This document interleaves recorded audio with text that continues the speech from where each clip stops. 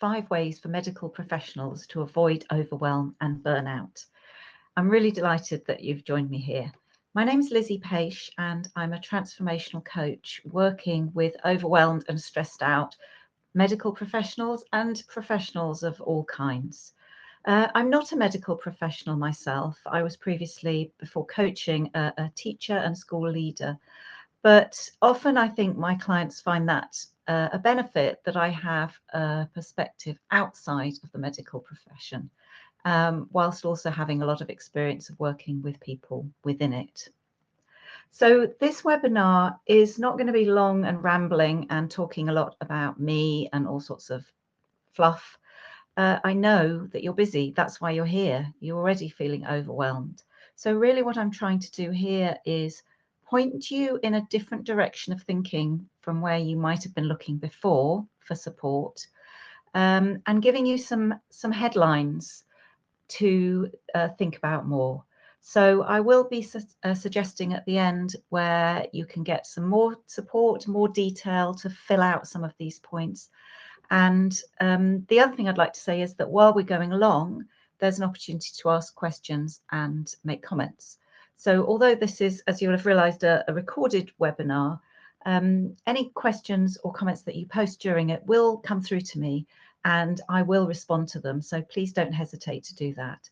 And at the end, I will give you my contact details as well so that you can contact me in other ways if you'd like to. So I'm sharing a different way of looking at the situation that you find yourself in. And that will be these 5 points that I'm going to explain to you. But I will also be sharing at the end of the webinar how the work that I do as a coach can support you. And I'll be inviting you to work with me if you're interested. And as I said, offering free support as well.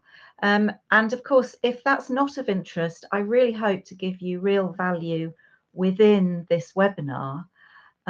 So please don't feel that this is selling you something. The offer will be there at the end if that's of interest to you. But I really hope that you'll get value just from listening to this webinar as we go along. So, overwhelm and burnout.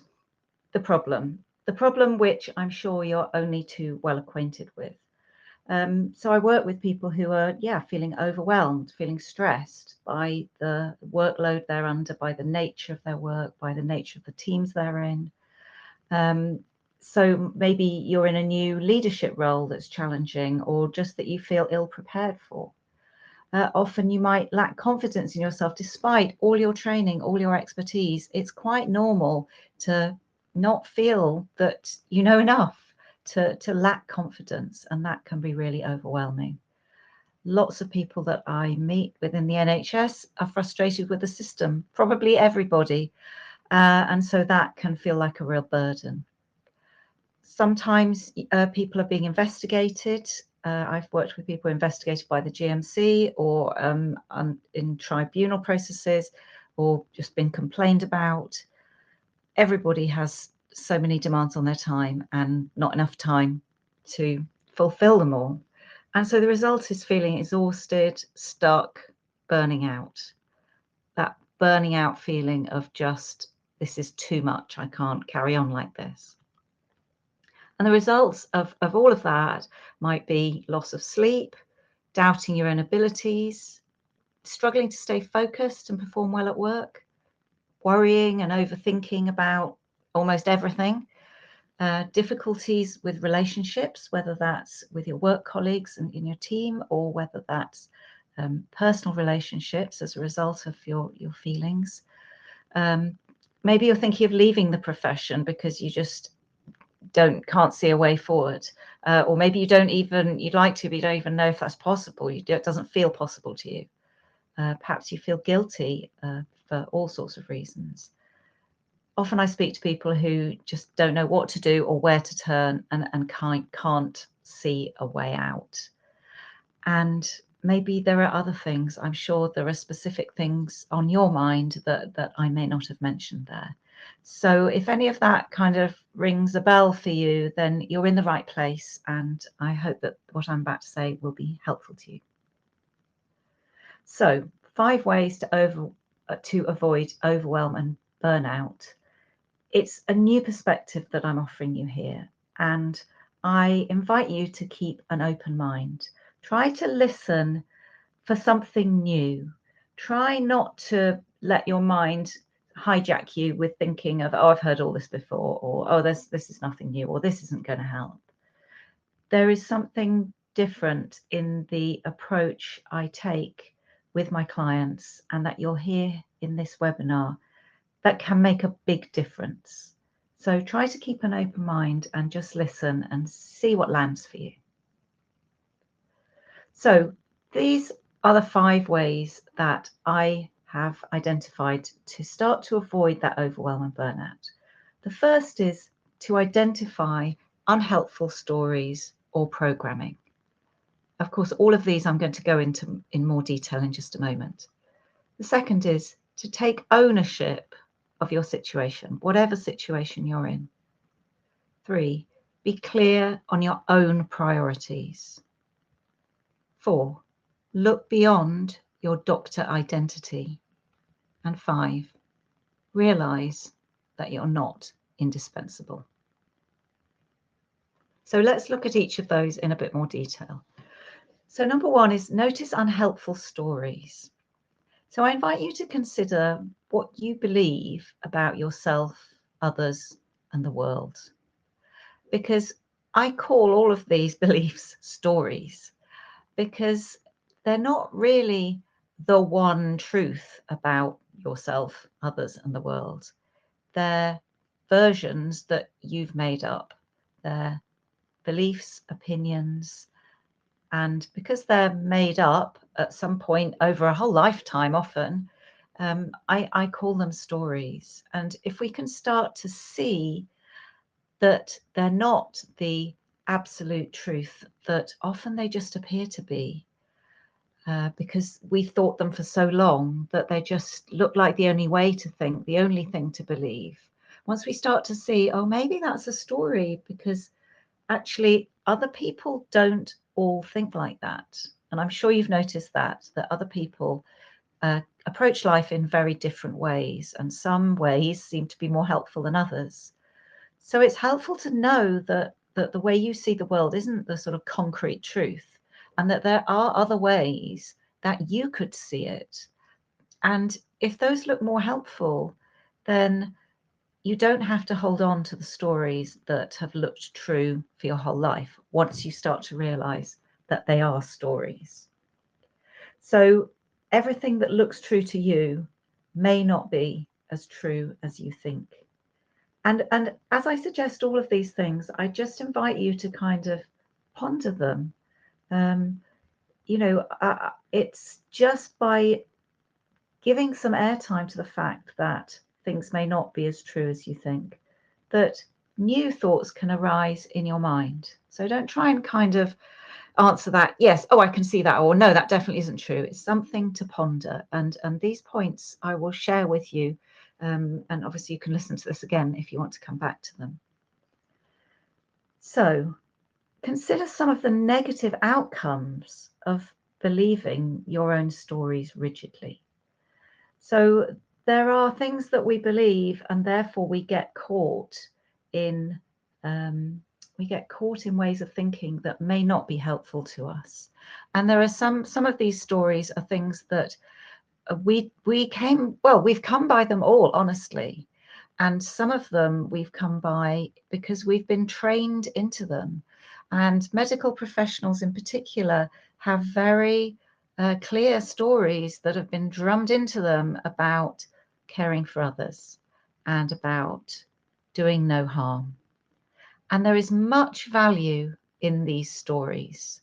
So what I'm talking about here is not throwing out everything, but there is also harm for you in the sense of if everything is always about caring for others, this can be at great cost to yourself. So just being able to consider that those outcomes may not be necessary if that story isn't quite as real as it has always appeared. So the second point I want to make is about taking ownership of your situation. So the system that you work in, the NHS, can feel so overwhelming. It's such a huge, huge entity and has got so many issues that we're all well aware of, and many that perhaps only you may be aware of in your own particular area, that it's not surprising that we feel like helpless victims, that it's just so enormous and there's so much change that needs to happen that, what can I possibly do? But what that kind of thinking does is that it makes us feel trapped, and it means that we don't take the action that may be possible. So once we are in this kind of victim's feeling, it just feels like there's absolutely nothing that we can do. And so we don't. But what if you didn't believe that change is impossible? Where might change be possible?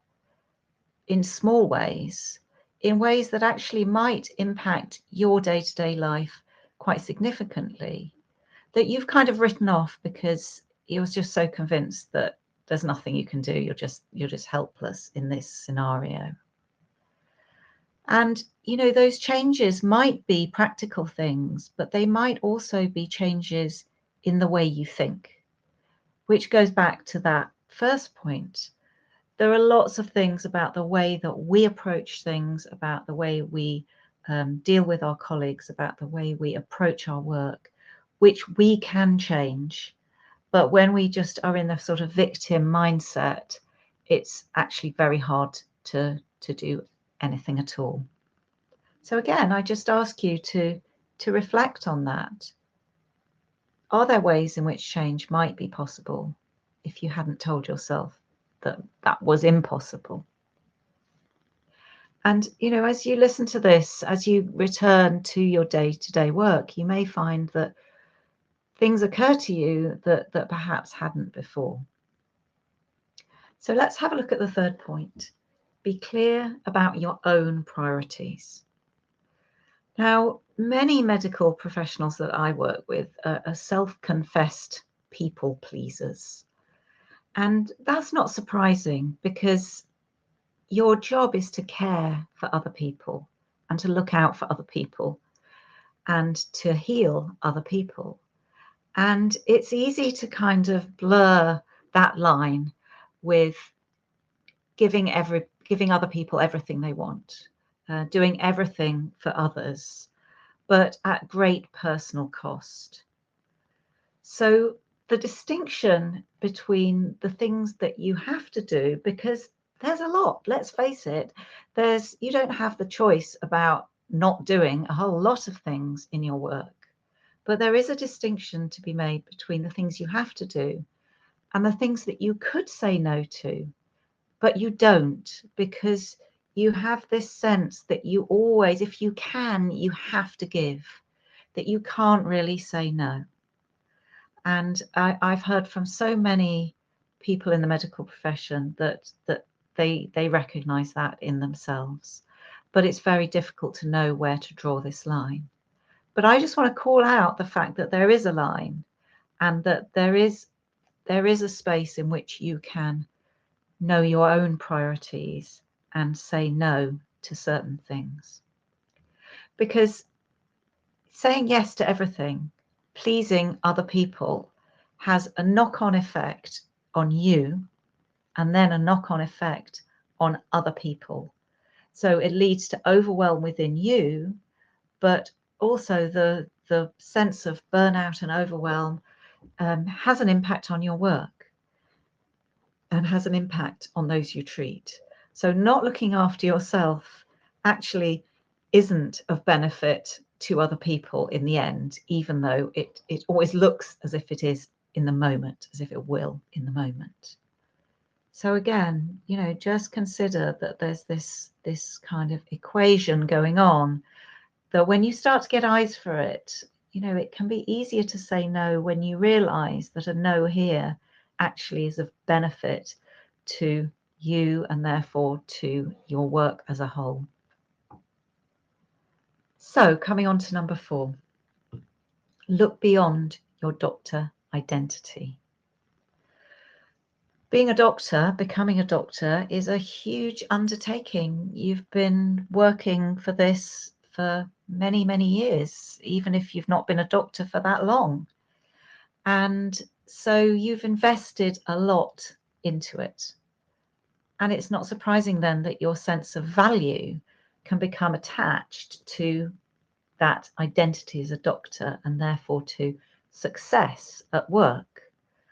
And it can be very easy then just to get caught up in this constant pursuit of excellence at the cost of all sorts of things: personal happiness, actually fulfillment. It feels like your fulfillment is going to come from this success at work, but the constant striving and driving just becomes exhausting and leads to those feelings that we were talking about at the beginning.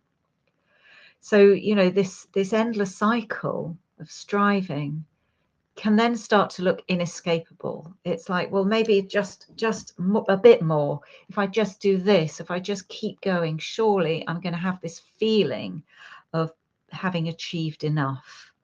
But somehow you never do, because that feeling is, you know, there's always something else that you can be doing. But it can look inescapable, because it's like, you know, the sense of, well, I'm meant to be, you know, I'm here to care for other people. I need to do this. And who am I if I don't? What else is there apart from this me, the doctor? We lose sense of the fact that there is more to us than our professional identity. There is so much more to you than that doctor identity, that medical professional that you have created and built up and worked so hard on, and is so valuable and important. And it's not all of you. And the other part of, you know, when we're so attached to this identity, is that any kind of criticism, any complaint, you know, heaven forbid, an investigation into our competence, you know, these things feel absolutely life-threatening because of this investment into our identity. So I just want to say again, you are more than your doctor identity.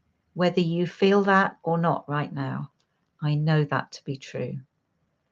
And I encourage you just to sit with that if that feels like something important.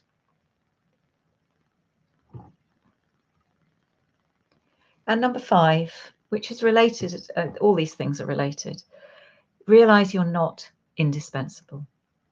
It's kind of a hard thing to realize.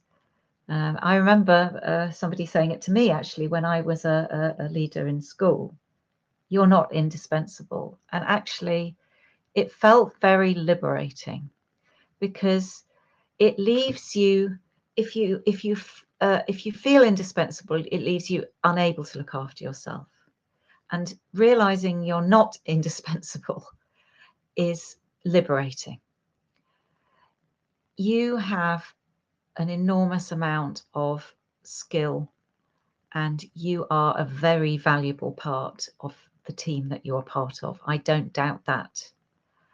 But feeling like you are indispensable, even if you're the only one that can do certain things, even if other people don't do things as well as you, that label of it has to be me is a burden that just leads to greater overwhelm, to burnout. You have to be able to look after yourself. You have to be able to draw a line somewhere, even though you could do more.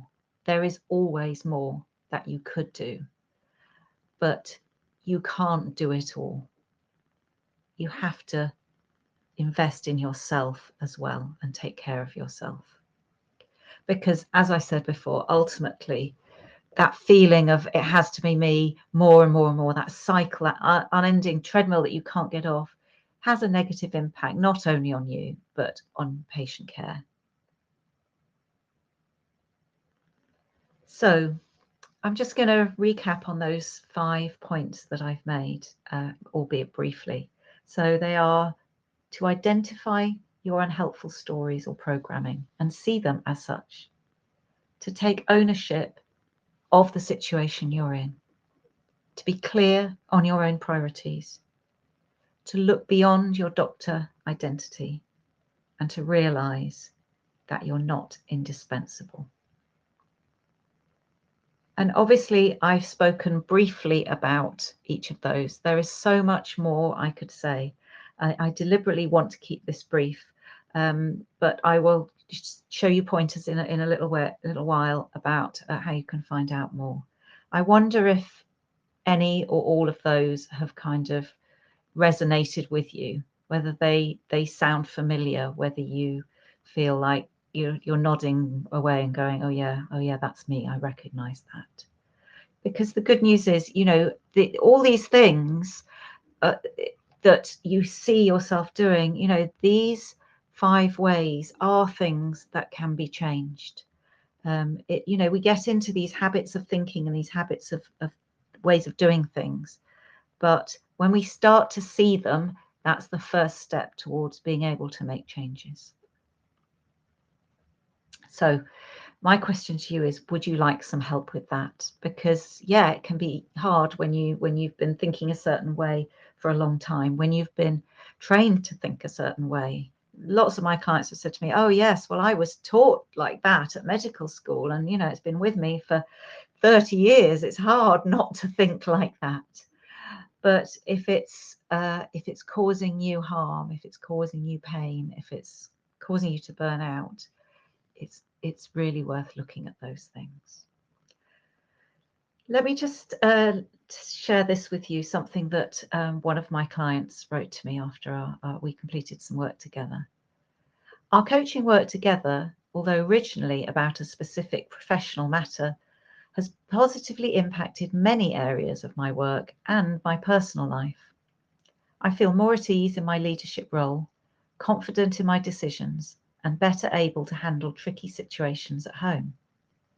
I also feel that there are more hours in the day, which is a real bonus for a busy GP. I was so delighted when I read that last line, because I just know how much doctors and GPs in particular have on their plate. So to feel that there are more hours in the day, wow, what a shift. So let me share with you some of the ways that I can help. My Beat Burnout coaching program is about finding immediate insight into what's helpful to you now. So it might be looking at it will be looking at those things that I've mentioned already in more detail, but there's so much more to explore and to discuss as well. The thing that I really want to say to you here, I really want you to hear this, is there is nothing wrong with you. If you feel overwhelmed, if you feel at the end of your tether, if you feel like you can't carry on, I know that so many medical professionals struggle to share that within their team at work, even with those close to them, because they feel like there's something wrong with them. And they feel like if people find out what's wrong with them, then terrible things are going to happen. There isn't something wrong with you, but there is a lot on your mind and a lot on your plate, and looking at it in a new way, finding a new perspective on all of that is incredibly valuable. And the fact that I'm outside of the system, that I'm not a medical professional, and all the training I've had in understanding how our experience is created, whatever's going on in life, gives me a unique stance that enables me to support my clients. So what I'm offering to you now as a follow on to this webinar is a free 45-minute conversation, a call on Zoom to discuss how these 5 ideas can work for you to overcome whatever you're currently up against. So if there's something there that's really struck a chord with you, let's talk about it. Let's see how a better understanding of that can be helpful to you. Or if there's something that you think, well, that's definitely not true for me, and there's no way, and she doesn't know what she's talking about, happy to talk about that too. So, do take me up on that offer, and we can talk about whatever's on your mind. And that call is open to you. There's not going to be a hard sell that I'm going to spend the whole time trying to persuade you to work with me. That's on offer. I'll come to that in a moment. And of course, I will make you that offer if it feels appropriate. But I offer you that call, which hopefully you'll get lots of value from, whether you decide to take anything forward or not. It's my gift to you.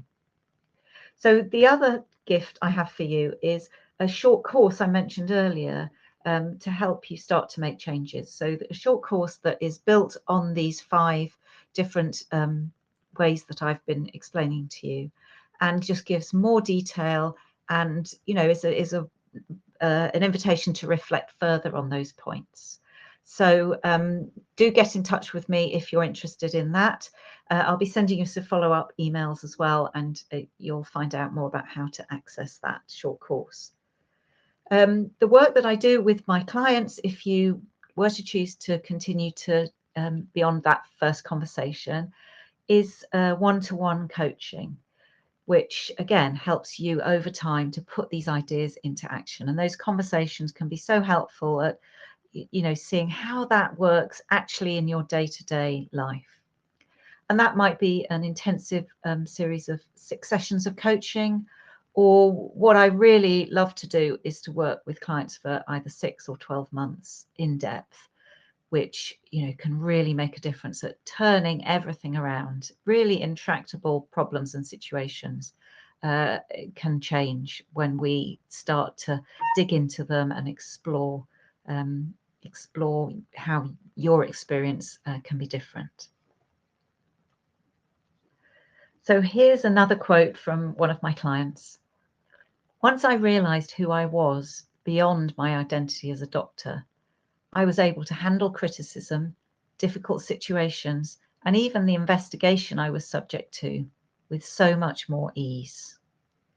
I just feel that kind of putting down of a burden as I read that, as I hear that. And that's exactly what I saw with that person who was being investigated by the GMC at the time.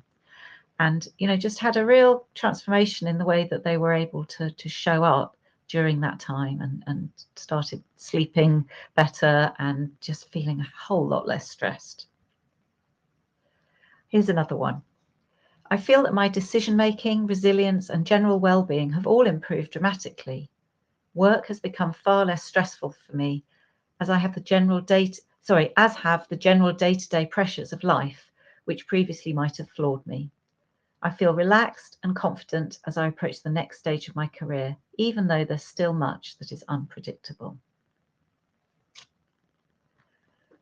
So this conversation that I'm inviting you to, the first one that I'm offering you as my gift, and the coaching conversation that we might embark on together, is a really valuable and potentially life-changing conversation. Just the relief of being able to talk openly and confidentially about all this stuff that may be weighing you down is, don't underestimate how valuable that can be, because so often I find people I speak to have not been able to speak to anybody else about what's on their mind. And it really is true that sharing that can make an enormous difference. And then the insight into those things I've shared and more makes an enormous impact on how people are able to show up and experience less stress in their lives. So please take me up on one of those offers that I've made to you. There's a link here within the webinar to book a call. You can get through to my diary page and book to speak to me. You'll also be getting follow-up emails if you miss that. You can't find it, don't worry, you'll get an email with that in as well. So yeah, I invite you to reflect on everything that I've shared here, and I hope that you'll be in touch with me. Thanks so much for coming along to this webinar, for listening to 5 ways to avoid overwhelm and burnout. So feel free to message me, to contact me through my website, which is lizziepace.com. Send me an email, lizzie@lizziepace.com, or book your call.